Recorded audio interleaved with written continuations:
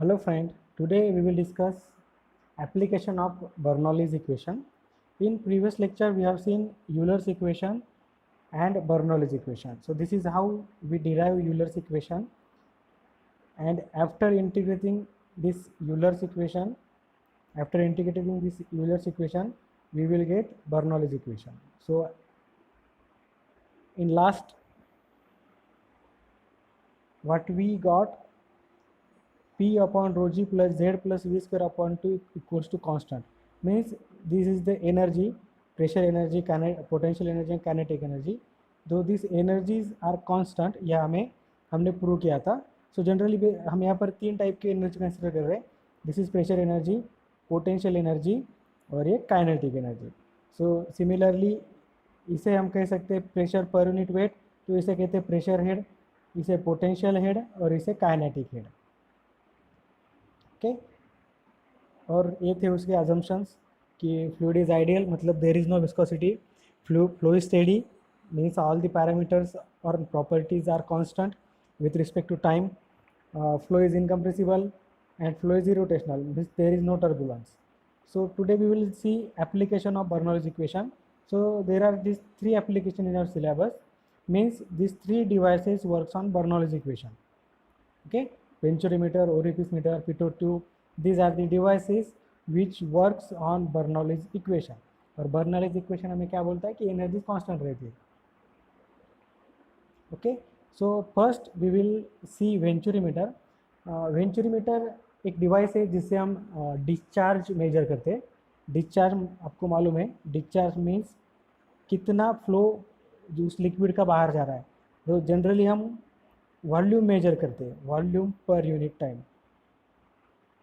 Okay, what is discharge, कितना volume per unit time बाहर जा रहा है. तो इसका यूनिट क्या हुआ, मीटर क्यूब पर केजी. इसको मैं और भी एक्सप्लेन करने वाला हूँ, आप सिर्फ ध्यान रखिए कि डिस्चार्ज मतलब कितना फ्लूइड बाहर जा रहा है. तो दो टाइप के डिस्चार्ज रहते हैं, मास डिस्चार्ज और वॉल्यूम डिस्चार्ज. मास डिस्चार्ज मीन्स कितना मास पर यूनिट टाइम बाहर जा रहा है, और वॉल्यूम डिस्चार्ज मीन्स कितना यूनिट वॉल्यूम वाटर का या फ्लूइड का बाहर जा रहा है पर यूनिट टाइम. तो अब मैंने यहाँ पर ये वेंचुरीमीटर लिया है. वेंचुरीमीटर का क्या कंस्ट्रक्शन, थोड़ा सा नोजल जैसा रहता है कि एरिया डिक्रीज होता है एक हद तक और फिर से बढ़ने लगता है. ओके, तो हम यहाँ पर दो सेक्शन कंसिडर करेंगे, ये सेक्शन 1, सेक्शन 2. ये जो पीजोमीटर है ये सेक्शन 1 का प्रेशर बताएगा हमें. सपोज सेक्शन 1 का प्रेशर H1 था, और ये जो दूसरा थ्रोट मतलब जो सबसे छोटा एरिया वाला भाग होता है वेंचुरीमीटर का, उसे थ्रोट कहते हैं. तो उसकी रीडिंग H2. ओके, और ये दोनों के बीच का डिफरेंस मतलब H, दोनों के बीच में प्रेशर का कितना डिफरेंस है, H. क्लियर? ओके, तो हमने दो सेक्शन कंसीडर कर लिए. इस सेक्शन पे डायमीटर D1 है, ये सेक्शन पे डायमीटर D2 है, ये वाला नहीं, थ्रोट का. ओके, तो जैसे ही वाटर यहाँ पर आता है तो यहाँ पर एरिया कम हो रहा है, बराबर.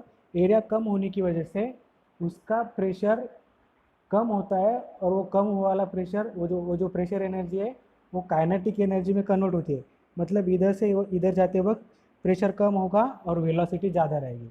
तो ये जो थ्रोट का पॉइंट है यहाँ पर प्रेशर मिनिमम रहेगा और वेलोसिटी मैक्सिमम रहेगी. हो क्या रहा है, सिर्फ प्रेशर एनर्जी काइनेटिक एनर्जी में कन्वर्ट हो रही है. ओके, और आपको मालूम है एनर्जी आप क्रिएट भी नहीं कर सकते हो, डिस्ट्रॉय भी नहीं कर सकते हो, वही बर्नौलीज इक्वेशन बोलता है. तो हम क्या लिख सकते हैं, energy at section 1 equals to energy at section 2. Okay, कौन सी एनर्जी हम कंसिडर कर रहे हैं, pressure energy plus potential energy plus kinetic energy. So pressure energy at section 1 plus potential energy section 1 plus kinetic energy section 1 equals to pressure energy at section 2 plus potential energy at section 2 plus kinetic energy at section 2. Okay, so E1 equals to E2. तो इसे हम लिख सकते हैं P1 upon rho g plus V1 square upon 2G plus Z1. ये हो गई pressure energy, ये हो गई काइनेटिक एनर्जी, ये हो गई potential energy, equals to P2 upon rho g plus V2 square upon 2G plus Z2। Okay, इनका जो समेशन रहेगा उतना ही समेशन इनका रहेगा। इसमें क्या हो सकता है, इधर प्रेशर ज़्यादा रहेगा, इधर कम रहेगा, क्योंकि इधर से इधर आते वक्त मतलब से यहाँ से यहाँ तक आते वक्त प्रेशर कन्वर्ट होता है वेलोसिटी में। तो यहाँ पर वेलोसिटी कम रहेगी, यहाँ पर वेलोसिटी ज़्यादा है, ये एक दूसरे में कन्वर्ट होगी, लेकिन फाइनली अल्टीमेटली इनका जो समेशन आना है वो दोनों साइड में सेम आएगा। ओके, यही बर्नौलीज इक्वेशन है कि ये जो तीन एनर्जी है कांस्टेंट रहती है, मतलब सेक्शन 1 पे जितनी रहेगी उतनी ही सेक्शन 2 पे रहेगी। अब ये जो वेंचुरीमीटर है हॉरिजॉन्टल है, तो इसीलिए यहाँ पर Z1 इक्वल्स टू Z2, एक ही हाइट पे, मतलब उसकी पोटेंशियल एनर्जी सेम रहेगी। तो इसे हम Z1 Z2 को निकाल देंगे, क्या बचेगा, P1 upon rho g plus V1 square upon 2G, ये वाला equals to P2 upon rho g plus V2 square upon 2G। तो यहाँ पर क्या किया, वेलोसिटी की टर्म एक साइड में, मतलब ये वेलोसिटी इधर गई और ये प्रेशर इधर गया, तो ये गया P1 minus P2 upon rho g. Okay, अब ये देखो, फिर से ऊपर आता हूँ, इसकी हाइट h है बराबर, मतलब वहाँ पर प्रेशर कितना है, रो जी एच बराबर। ये जो पीजोमीटर है वो कितना प्रेशर हमें बताएगा, इतना, क्योंकि वो उसमें एच हाइट तो फ्लूइड है। तो इसको हम ऐसे लिख सकते हैं P upon rho g equals to h. तो H1 को हम क्या लिख सकते हैं, P1 upon rho g one. Actually ये जो एच रहता है, मतलब हम जब लेंथ में प्रेशर मेजर करते हैं तो एक्चुअली वो प्रेशर हेड रहता है। जैसे कि हमारा एटमॉस्फेरिक प्रेशर रहता है 760 mm ऑफ Hg, तो प्रेशर भी है और वो हम mm में मेजर कर रहे हैं, मतलब वो क्या है, प्रेशर हेड है। तो H1 को हम क्या लिख सकते हैं, P1 अपॉन रो जी। सिमिलरली H2 को हम क्या लिख सकते हैं, P2 अपॉन रो जी। समझ में आ गया, इसको मैं बड़ा निकालता हूँ, ये पीजोमीटर है, इसमें H फ्लूइड है, H हाइट तक फ्लूइड है, तो उसका प्रेशर कितना हुआ, रो जी एच। फिर एच को हम क्या लिख सकते हैं, P अपॉन रो जी। ये क्यों बता रहा हूँ मैं, इसलिए सो P1 अपॉन रो जी माइनस P2 अपॉन रो जी, ऐसा ही है, इसका डिनोमीटर सेम है। तो इसको हम क्या लिख सकते हैं, H1, और इसको क्या लिख सकते हैं, H2। मतलब ये क्या हो गया, दोनों के बीच में का प्रेशर डिफरेंस, दोनों के मतलब सेक्शन 1 का जो प्रेशर है और सेक्शन 2 का जो प्रेशर है, उन दोनों का डिफरेंस H बराबर, H क्या हुआ, H1 माइनस H2। मतलब इसको हम कैसे लिख सकते हैं, P1 अपॉन रो जी, P2 upon rho g. Okay, इसीलिए P1 minus P2 upon rho जी को यहाँ पर H लिखा है। समझ में आ गया, H क्या है, difference between section 1 pressure and section 2 pressure. अब देखो यहाँ पर मैंने जैसे आपको पहले बताया, डिस्चार्ज मतलब क्या है, volume per unit time. Okay, तो इसको हम ऐसे भी लिख सकते हैं, एरिया इनटू वेलोसिटी। एक समझो, एक पाइप है, पाइप में से वाटर बाहर आ रहा है, अगर हम वो मेजर करेंगे कितना वॉल्यूम वाटर का बाहर आ रहा है, तो हमें मिलेगा सपोज x मीटर क्यूब पर केजी, सॉरी पर केजी नहीं, मीटर क्यूब पर सेकंड, कि इतना मीटर क्यूब पर सेकंड पानी एक सेकंड में बाहर आ रहा है। तो इसको, ये जो डिस्चार्ज है क्यू को हम ऐसे भी लिख सकते हैं, एरिया क्या है, इस पाइप का क्रॉस सेक्शनल एरिया, उसका यूनिट है मीटर स्क्वायर, और सी क्या है, इस क्रॉस सेक्शनल एरिया के बाहर पानी कितने स्पीड से आ रहा है, तो वो हो गया मीटर पर सेकंड। तो ये क्या हो गया, मीटर स्क्वायर और ये मीटर, ये बनेगा मीटर क्यूब पर सेकंड। समझ में आ गया, पाइप का एरिया और पाइप से जिस वेलोसिटी से वाटर बाहर आ रहा है वो वेलोसिटी सी, ये दोनों अगर मालूम है तो हम डिस्चार्ज निकाल सकते हैं आसान से, ए इंटू सी, मतलब मीटर स्क्वायर इंटू मीटर पर सेकंड, तो ये क्या होगा, मीटर क्यूब पर सेकंड। ओके, अब जो पानी पानी वेंचुरी मीटर से रहो या वो जो लिक्विड रहा, वो तो उनका तो लॉस होने वाला नहीं, जितना वाटर इधर से आएगा उतना ही वाटर इधर जाएगा बराबर।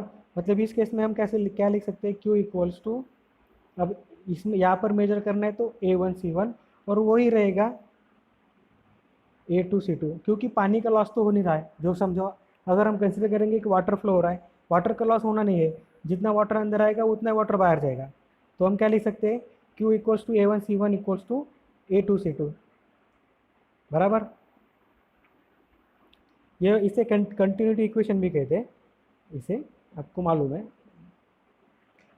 तो ये हमने क्यों लिख रहे हैं, हमें V1 को इन टर्म्स ऑफ V2 लिखना है, तो V1 एक साइड में, A1 इधर गया, सो A2V2 अपॉन A1, तो यहाँ पर ऊपर जो V1 है, यहाँ पर जो V1 है उसमें हम ये वैल्यू डालेंगे, ये वाली, तो क्या बनेगा, ये as it is V2 square by 2G as it is, V1 की जगह पर ये A2V2 अपॉन A1 उसका square upon 2G equals to H। इस इक्वेशन में सिर्फ ये पुट कर दिया, तो अल्टीमेटली हमें क्या मिला, सिंप्लीफिकेशन करने के बाद H equals to V2 square, यहाँ पर देखो V2 हम कॉमन ले सकते हैं, V2 square upon 2G common, 1 minus A2 upon A1 square, इसका क्रॉस मल्टीप्लिकेशन किया तो A1 square minus A2 square upon A1 square, ये हमें मिला H। ओके, अब देखो H मिला, तो V2 को हमने एक साइड में रख दिया और बाकी चीज़ें इधर लेके आए, ये 2G इधर आ गया तो 2GH, और ये इधर आते वक्त डिनोमिनेटर न्यूमरेटर में जाएगा और इधर का न्यूमरेटर डिनोमिनेटर में, तो A square upon A1 square minus A2 square, तो V2 स्क्वायर है तो V2 को क्या लिख सकते हैं, इसका स्क्वायर रूट, तो देखो इधर का स्क्वायर रूट ले आ गया V2 और under root 2GH A1 square upon A1 square minus A2 square. Okay, अब ये A1 का स्क्वायर है वो बाहर आ गया, तो A1, और इसको मैंने सेपरेट लिख दिया 2GH को, देखो 2GH सेपरेट लिख दिया, और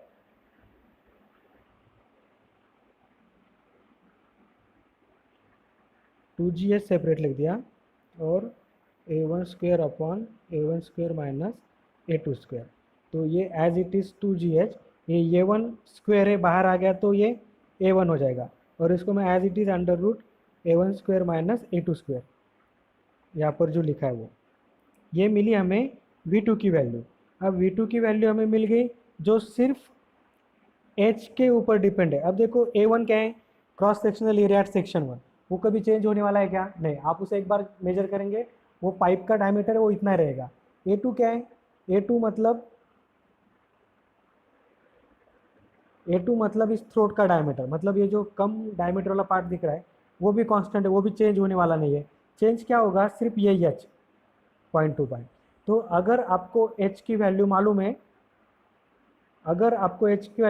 तो आप V2 निकाल सकते हैं यहाँ पर, बराबर है, या एज इट इज़ हम इसको हमारे डिस्चार्ज के फार्मूले में रख देंगे, A2 into V2, A2 as it is, और ये जो V2 की वैल्यू है, यहाँ पर पुट कर दी, तो ये क्या बनेगा, A1 under root A1 square minus A2 square under root 2GH, इसको थोड़ा सा रीअरेंज किया तो A1 A2 साथ में under root V1 A1 square minus A2 square under root 2GH, तो ये हो गया थ्योरेटिकल डिस्चार्ज।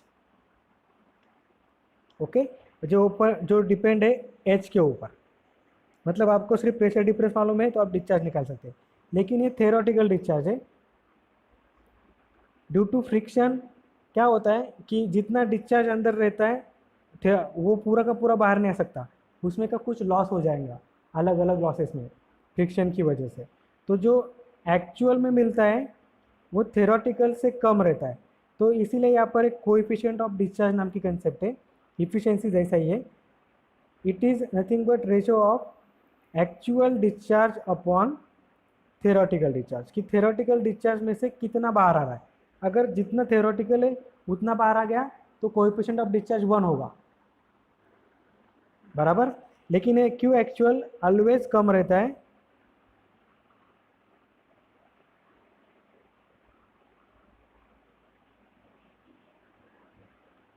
थेरोटिकल से। क्यों? क्योंकि फ्रिक्शन से की वजह से थोड़ा सा डिस्चार्ज लॉस होता है। तो हम क्या लिख सकते हैं, C D equals to Q actual upon Q theoretical. Theoretical मतलब जो कैलकुलेशन से निकलेगा कि इतना डिस्चार्ज बाहर आना चाहिए, लेकिन फ्रिक्शन की वजह से वो उतना बाहर नहीं आता है, उससे कम बाहर आता है, तो वो जितना बाहर आएगा वो हो गया एक्चुअल। तो क्यू एक्चुअल को हम लिख सकते हैं C D into Q theoretical. और क्यू थेरोटिकल कितना है, जो हमने अभी अभी निकाला ये वाला, सी डी इंटू ये क्यू थेरोटिकल है और ये क्यू एक्चुअल है।